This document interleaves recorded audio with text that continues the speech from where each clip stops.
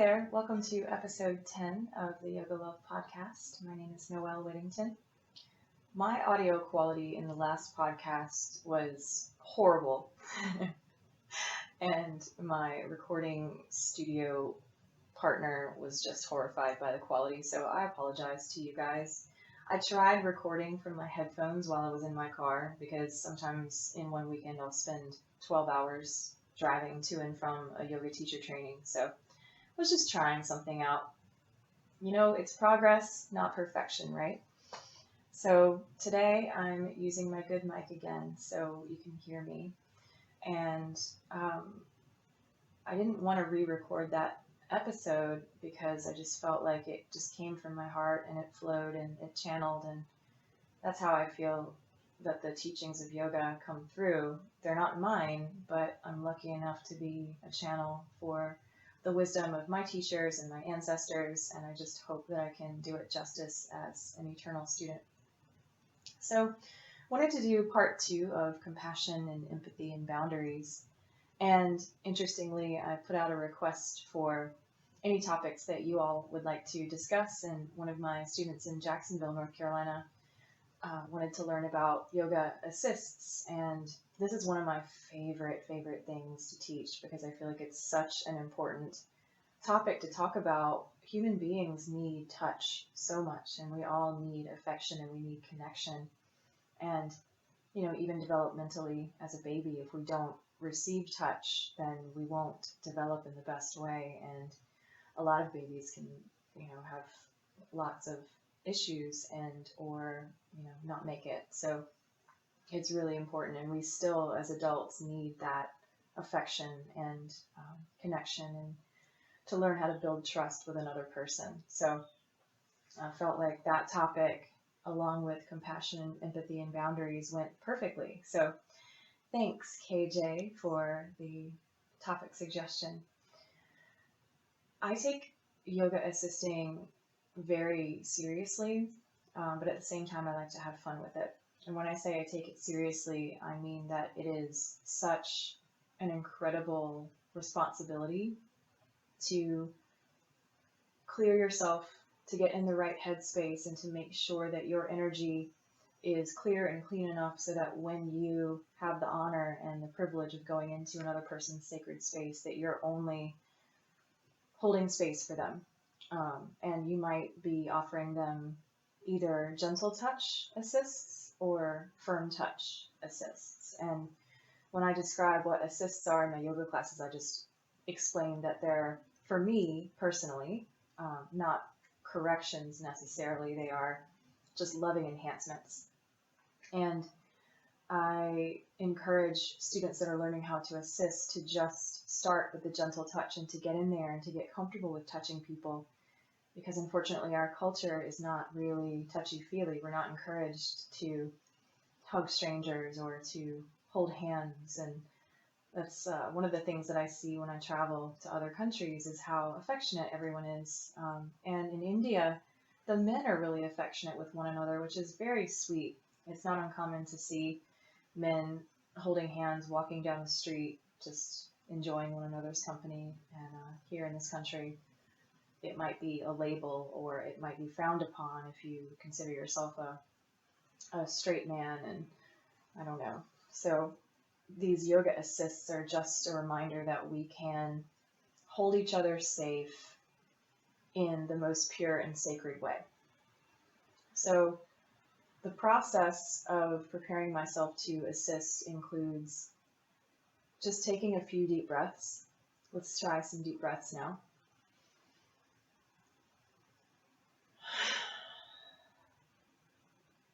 It's so magical how even just one breath makes a difference.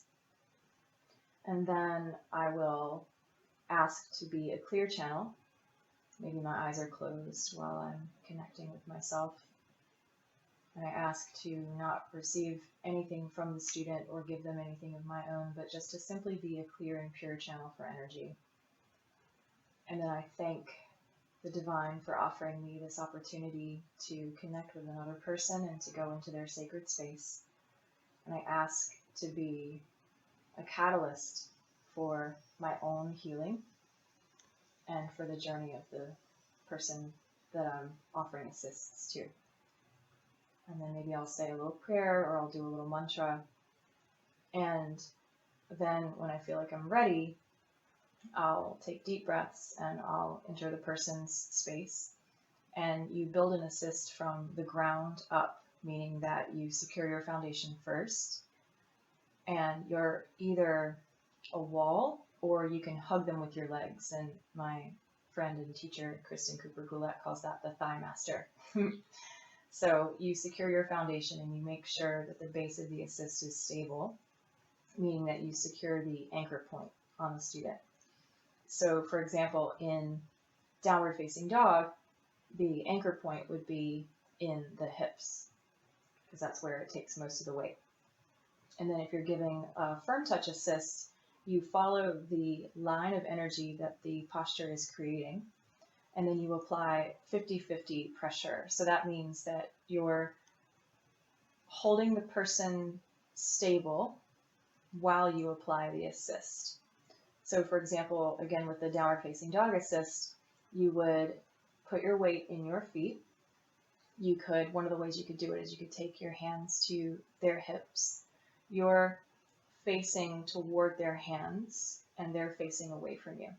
And you step outside of their hands, facing their hips, and just place your hands kind of in a butterfly shape right above the iliac crest, on the posterior side of the body.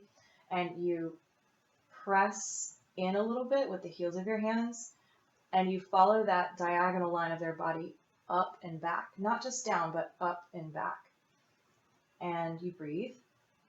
And I try to stay connected with my breath. And if I find that my mind is wandering, I'll pull it back in with a mantra. And most often I like to use a mantra inspired by my grandfather, who ran around Whiteville, North Carolina, hugging people's necks, as he would say. And he would tell them that he loved them.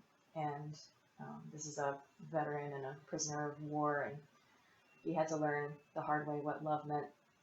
And so my mantra is, I love you. And I'm just saying that in my mind and repeating that, just, I don't know, relishing in this beautiful moment where I can build trust and connection with another person and somehow enhance their yoga practice. So this is just ultimate loving service for me. So then when you feel like you're done with the assist and you want to stay with the person, even in a fast vinyasa class, you want to stay for at least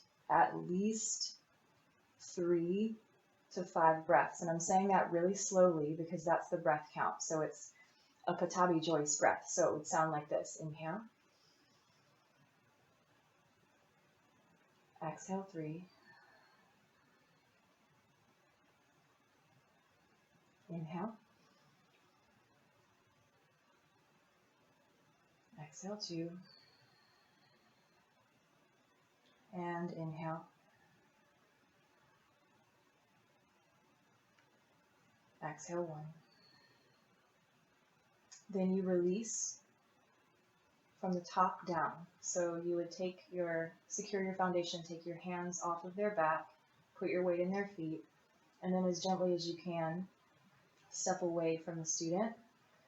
And then when you walk to the next person to assist them, you'll clear yourself. And you can do this in a number of ways. I like to take big exhales through my mouth. I like to shake my hands a little bit.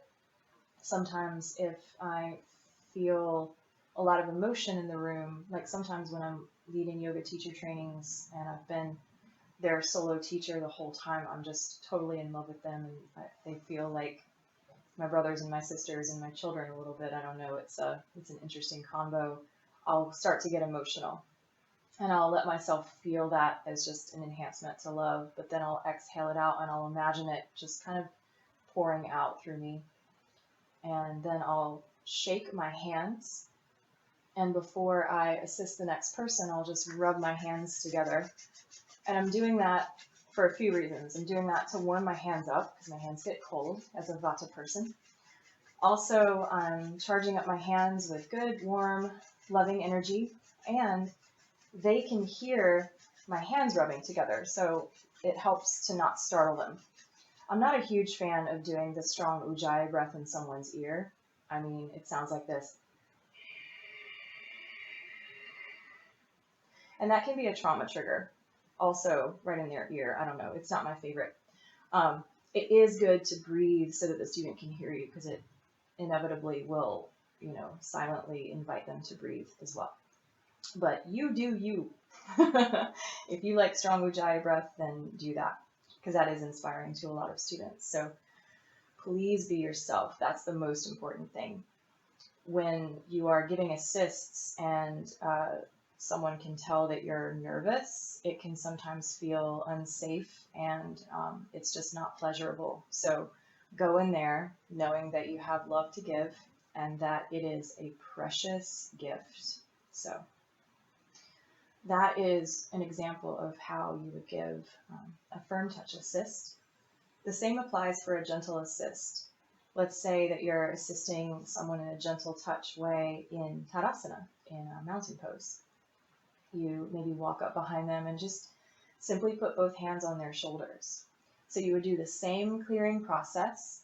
You would do the same actions of maybe rubbing the hands together or whatever makes you feel like you're, ready to offer the assist. And when you place your hands on them, you want to place them firmly. My teacher, Ashley Ludman, called them big hands. Like you don't want to let your fingers be all over the place, and you want to avoid stroking. So just confident touch, big hands, kind of firm, strong hands on their shoulders. Take a breath, watch their energy drop and your energy drop, and then maybe you give them a massage. Another thing would be to maybe put one finger perhaps on the crown of their head and invite them to press into your touch. And so that'll just help their spine lengthen a little bit. Now, certain cultures, you wouldn't want to touch a person on the top of their head. So just be aware of where you are and the cultural influences. Like, for example, in India, I've learned that you don't touch the children because that is where the divine enters their body. So it's like you're obstructing their connection to the divine. So anyway, something like that. When you do the press into my touch thing, you're not offering any pressure. You're just giving the student a container and a way to press into that container so that they can feel how strong they are and how much more length or space or extension they might have. So this is a great option as you're learning the anatomy of yoga postures and how to enhance people's practice with assists. So just to recap that, you can do gentle touch assists, which would be like energy work or Reiki, or just simple massage, or a press into my touch where the student can feel the strength of your own container. If you choose to do a firm touch assist, make sure you secure your foundation first. Then you build from the ground up, and either with the student using your body as a wall or you using your legs to hug their legs or their anchor point. Often you either use your feet or your pelvis to secure these assists. And then you'll build from the ground up. You'll apply your hands last. And then when you're ready to release the assist after at least 3 long breaths, no matter what, you release from the top down, and then you walk away and you clear yourself. So I'd love for you to join me for my Kunga hands-on assisting teacher training. I have a couple coming up. I have one in, let me look at my calendar here just to make sure that I don't get it wrong. There's one in November. It's November 7th through the 10th in Blacksburg, Virginia at Imbalance Yoga. And then the next one is December 5th through the 8th at Village Yoga in Duck, North Carolina. And you can find more information about these trainings on my website with links to register at narayanishakti.com. That's NARAYANISHAKTI.com. And if you're listening and you have a yoga studio, we can work it out so that I can travel and bring the trainings to you. Just shoot me a note. My email and my contact information is on my website as well as in the notes for this podcast. So continuing on, how would we connect assists with compassion and empathy and boundaries? Well, I mean, if you provide a lot of affection and caregiving for somebody, it can be very, very depleting. So what we have this beautiful divine obligation to take care of ourselves so that we provide a clear, safe, and sacred space for the student and for anyone we're interacting with, even if we're not teaching yoga. What I mean by that is if we're sick, then just don't touch somebody. You don't want to spread germs and you might be contagious, but also, it's not helpful. You would be, as Kristen says, giving the sludge in the bottom of the bucket because you're depleted. You want to give them the cream on top. You want to give people your best. And it benefits everyone when you take care of yourself. So there are a lot of classes and situations where I don't touch people that day. And it's because I feel like I don't have enough to give. And therefore, it's not fair to the student or to me. So, and if you are ruminating on something that happened, inevitably we all get in a situation where we have challenging things and situations happen and they just occupy our mind space, and it's very hard to think about anything else. I would say if that's the case, just get into your body, use your breath, move your body, move with them, and then perhaps see how you feel after. Often I've gone into a situation where I've been so depleted or sad or challenged that I've tried to get out of the teaching situation and I haven't been able to. And gratefully I couldn't, because it ended up being the most wonderful, helpful, healing thing for me to have to show up for my students and for other people. When we are teachers, or when we're offering, any kind of sacred space for another person, we can put aside all of our stuff and we can just tap into that loving, pure, divine energy and just simply be a channel. And so we can transcend the mind that way. And that has been so wonderful. When you're sick, if you sit around thinking about being sick, you feel tired and you are really, aware that you don't feel well. Well, if you, maybe just sat outside or perhaps went for like a slow walk or something that you really, really enjoy, it takes your mind off of it. I'm not saying if you're super sick, you should go for a walk. I'm just saying the more that we ruminate on something, the more that our physical body responds to the activity of our mind. So the quickest way to change that is with the breath and doing something that you love. So it's important to have boundaries when we assist. So there's a lot of ways we could talk about that. The first way I'll talk about is, maybe it was obvious to you, the sexual attraction thing. So as a teacher, or as anyone holding sacred space for another person, we want to really get clear on whether we can keep that transaction pure. And so we're all human and we're animals and we're attracted to others. And there's no problem with that. Of course we are.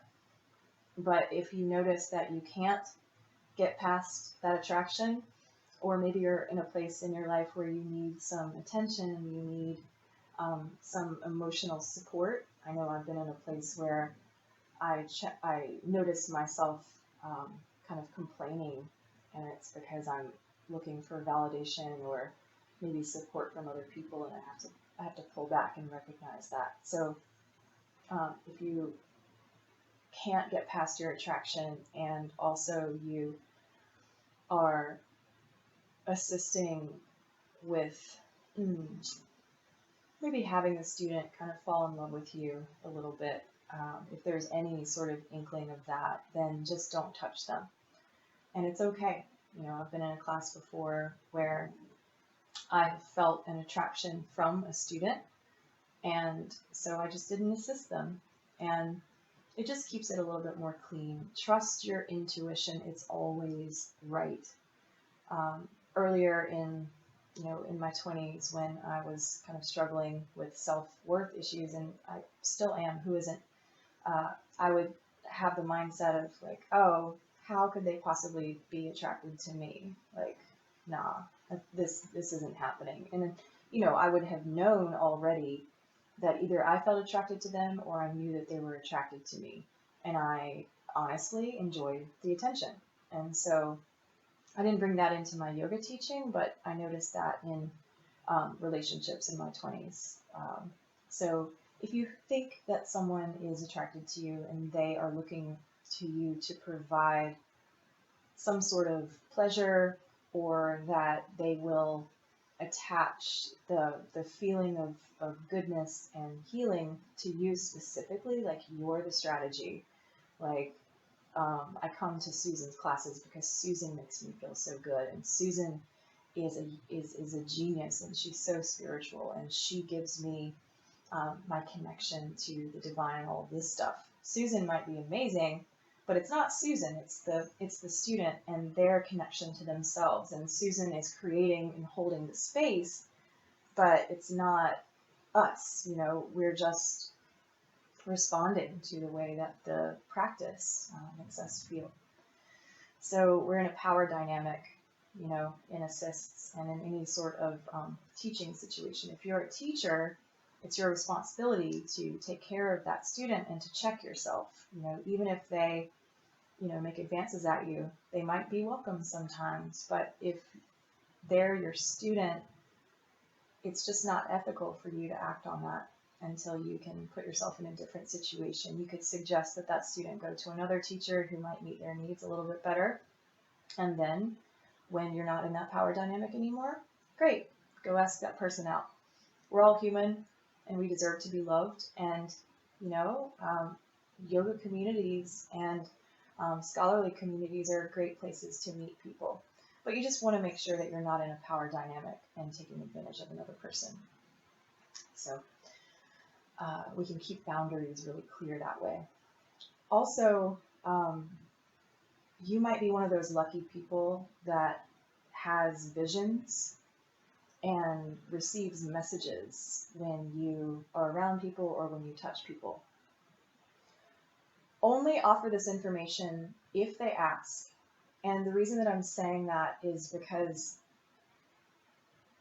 our experience really, colors our information that we receive. So the filter of our experience really affects everything that we receive. And everybody has their own experience, and we all have, experienced different levels of joy and of trauma in our lives. And so we've learned that certain things are safe, certain things feel good, and certain things do not. So our experience can sometimes limit our field of vision. And that's not a bad thing. We learn and we grow. But even though you're receiving information about this other person, we have to be really, really careful to understand where it's coming from, and for them to be strong enough to just use that as a piece of information and not necessarily as the be-all, end-all gospel. Like you wouldn't want to diagnose somebody, or, maybe if you were offering energy work and you saw this person moving through their relationship into another relationship or something like that. But that's really personal information, and it could really affect the path of the other person. So just use that with discretion. So we want to only offer this information if the other person asks, and if we know them well enough to know how they'll receive it. And I don't know, as soon as I said that, I thought, okay, well, I'm limiting this other person's experience. So just use your discretion with that. And we're all in this together. If we're going to talk about oneness and, all of the beautiful aspects of the yoga practice, we owe it to ourselves to see ourselves in everyone. and as much as we can take care of ourselves and support ourselves and pay our bills, but also offer loving service, um, as an energy exchange of just simply giving back to a community who really needs our presence. Maybe you offer that, some free classes or workshops or assisting workshops, or even some Thai yoga. That's a fun, sweet treat for your students. And that could be offered free of charge to people that need it, so that you could receive experience in this field. And if you're interested in Thai yoga massage, my teacher, Jill, her website is livingsabai.com, and she teaches in the United States, in some southern states, but also she takes an internship kind of field trip to Chiang Mai in Thailand every year, and you work at the Thai hospital with her. It's a really great opportunity. So that is www.livingsabai.com, Sabai. And Sabai in Thai just means like it's all good. It's all auspicious and wonderful. So Sabai. So we just want to make sure that we can have compassion for ourselves, and that includes, as we said in the last podcast, being really honest about our needs, our energy level, and whether our patterns are currently serving us. And we have to take this really seriously, not only for our own growth, but for our journey as a teacher. Can we have confidence enough in ourselves to take responsibility for learning more about the things that we're teaching, and for being as compassionate and open to all beings, not complaining, not gossiping, not taking our needs out on another person, but just taking responsibility for that and saying what we mean, and really making clear requests, clear and compassionate requests with others. So we talked about how to get clear on what our needs are based on our feelings and the core desired feelings. So when we can really get clear on what our needs are and how we're feeling, then we can really be honest in all of our transactions. And so that includes our yoga assisting. And empathy is different from sympathy, okay? We want to take very seriously our need to identify with another person's experience, because we don't have to fix them. We're not saving them.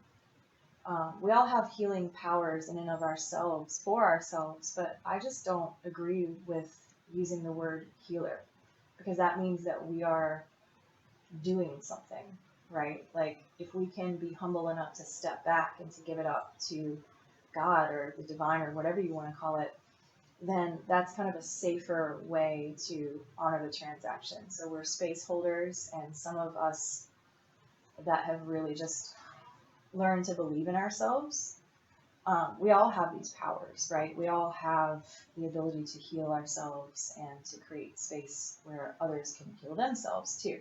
We just have to believe in it. So just try to stay humble and to stay open and to recognize that we all have our own experience, and pity doesn't help anyone. Also, we don't have to save or to fix them. Sometimes people just want someone to listen to them without telling them all of the good things that are in their lives. It's like when we do that, we run the risk of kind of belittling their experience. We don't have to offer anything. It's not like, hey, but look at all the good people in your lives, or look, you should be grateful for the job that you have. Just hear them out and listen to them, and know that they will ultimately have to figure it out. You can just be a sounding board and just listening to them and offering to give them a hug. Take them out for some ice cream if they're into that. There's some great vegan ice cream out there. My favorite is the cashew milk, so delicious, salted caramel cluster. Oh my God, so good. that will fix a host of problems.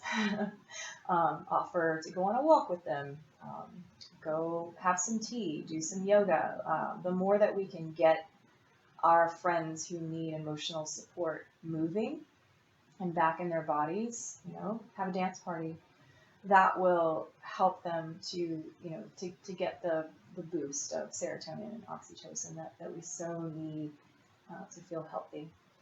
So I hope that this has helped you guys. And if you have any more questions, please shoot me a note. You can write them in the comments for this podcast, or feel free to reach out on my website. You can subscribe to my newsletter and reply that way. And if you have any additional questions or want to hear about a different topic, please let me know. I love making these podcasts for you, and it's helpful when I know how to serve you best. So I hope to see you in person at one of my events, and until then, namaste.